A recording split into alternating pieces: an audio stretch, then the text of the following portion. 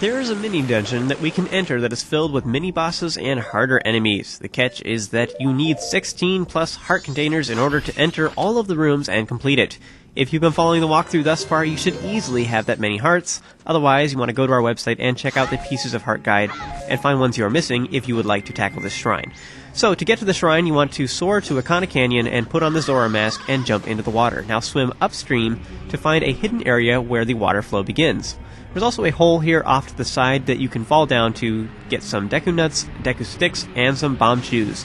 The Bomb Shoes themselves aren't very helpful for this next part in my opinion, but if you feel like playing around you may want to snag them. Surprisingly, the most useful thing here by far is the Deku Nuts. As you'll see, when you're all done here, you want to go back to the surface and enter the secret shrine.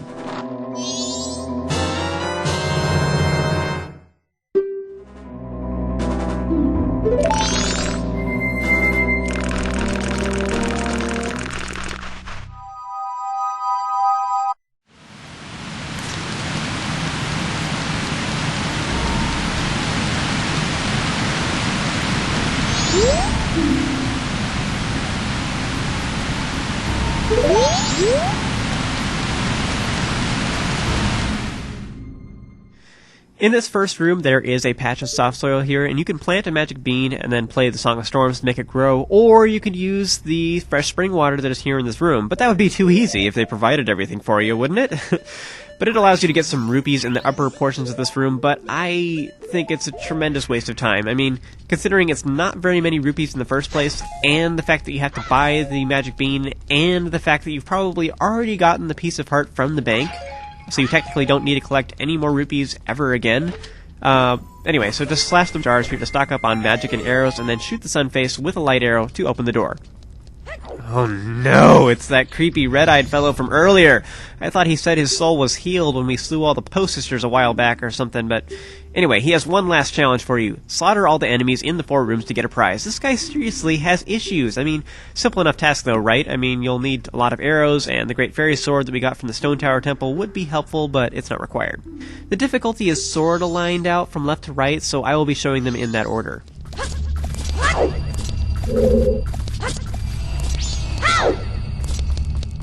This first room on the far left contains 3 Dinofuls. Now that we have the Gilded Sword, you can kill these guys pretty darn fast. However, the Great Fairy Sword will also kill them in a single hit. Now don't worry though, what's that? You can't kill them that super easy? Well, watch this. You can also kill them instantly with a Goron Pound. Yeah! So after completing each room, a chest appears containing a silver rupee. You can snag it if you want, then slash the bushes along the walls to stock up on items. I highly recommend you do this because we want to get some Deku Nuts, which drop often here. This is awesome, and you'll see why soon enough. So, there are 4 rooms, and they can be done in any order. However, each time you complete a room, the next one takes more total life in order for you to enter the door at all. So you have to complete all of the rooms in order to get the prize, and you'll need 16 hearts or more to reach all of the rooms. Because of this, you'll most likely only be able to tackle this near the very end of the game. You'll never guess who's in the second room. None other than your favorite enemy ever, Wizrobe, the 5th time. I don't really like how often he's reused in this because, yes, each time you fight him he gets a little bit more difficult, having more awkwardly placed warp tiles or having more life, but other than that, he's really the exact same. I don't care what you say. His health difference isn't very noticeable, especially when we have such good weapons now, so he honestly doesn't feel that different to me each time. He's the same. I don't care. They changed him a little bit, but he's the same. What I would have enjoyed more would have been, like, I don't know, a room full of real bomb shoes that all chase after you at the exact same time. It wouldn't exactly be hard, you just use your shield or whatnot, but it would be cool. Or like Enos, you know, the snowman enemies that toss snowballs at you and they split and get smaller or whatever when you defeat them. That'd be cool. I mean, it would be sweet to face off with a giant one of those, and you need to split them several times along with, like, I don't know, some white wolfos at the same time. So white bows, white wolfos, and some Enos all attacking you. Maybe a freeze art here and there or something, but I don't know. That would have been kind of cool, challenging. Lots of enemies, like, I mean, I guess they have to not have too many on the screen at once because it'll lag too much, but instead we're just facing off with a recycled mini-boss, the most recycled guy in the entire game. Anyway, the one really hard thing about this particular battle is that now we finally do not have the map and compass when we face him. Usually you can simply watch your map and run over to the red dot, which is where the real Wizrobe is located. But now that we don't have that option, so we're a little bit more blind than before, but he's still easy. Once you defeat him, you can snag the rupees if you like, and then slash out the bushes and jars here to get some Deku Nuts. The next battle is much easier if you have Deku Nuts, so I highly recommend you try and find as many as possible right now. So as you're passing through the center, you may want to collect some magic. You can use the Zora Mask to sink down into the water here and find pots that contain magic jars you want to fill up, and then return to the surface and work your way to the third door.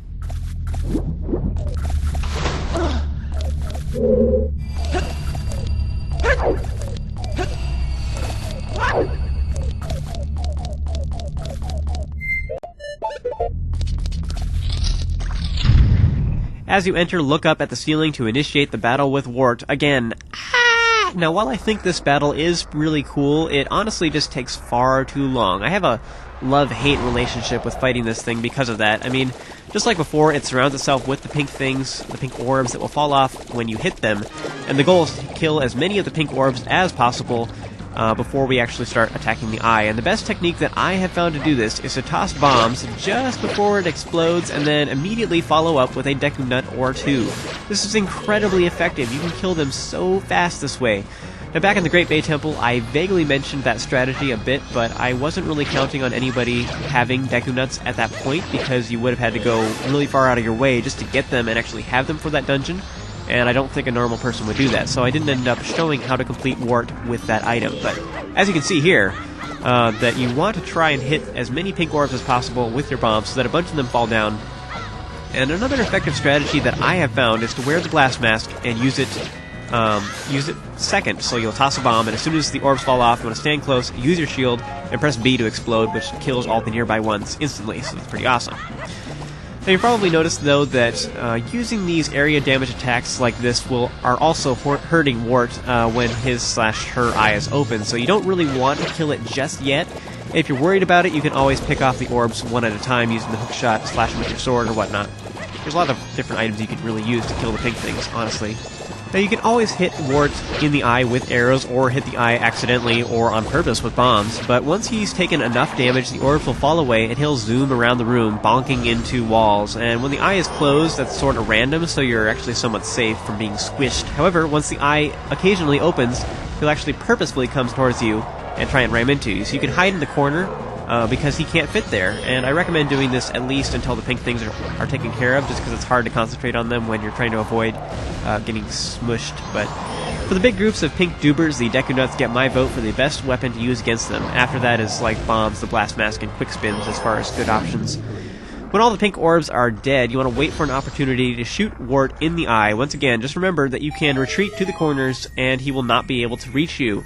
This portion of the battle is pretty boring in my opinion, but it's also very quick.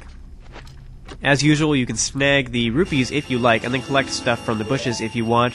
When you're done with that, you want to return to the central chamber and work your way to the fourth and final door.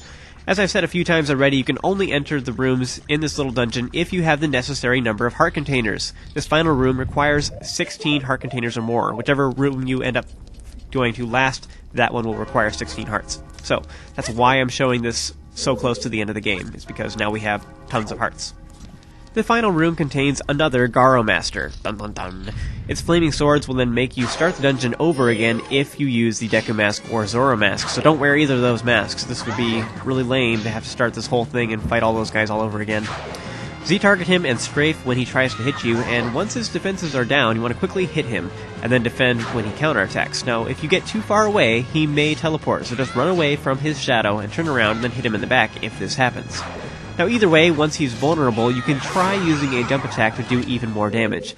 This is particularly true if you have the Great Fairy Sword, which causes pain. That sword does so much damage that you can just you'll do 8 damage with the jump attack with that weapon. Just be warned, though, that you cannot defend with the Great Fairy Sword. He can attack right through it, so you'll need to get your shield out very quickly by slashing your regular sword and then use your shield before he counterattacks, so that way you can defend. Once it's defeated, just be sure to defend against his explosion or backup. It doesn't do that much damage, but it'd be a real shame to die after all that. I mean, you defeat all of the mini-bosses in here, and then you die yourself. That would just be stupid. Now you can snag the rupees if you like, and then return to the central chamber.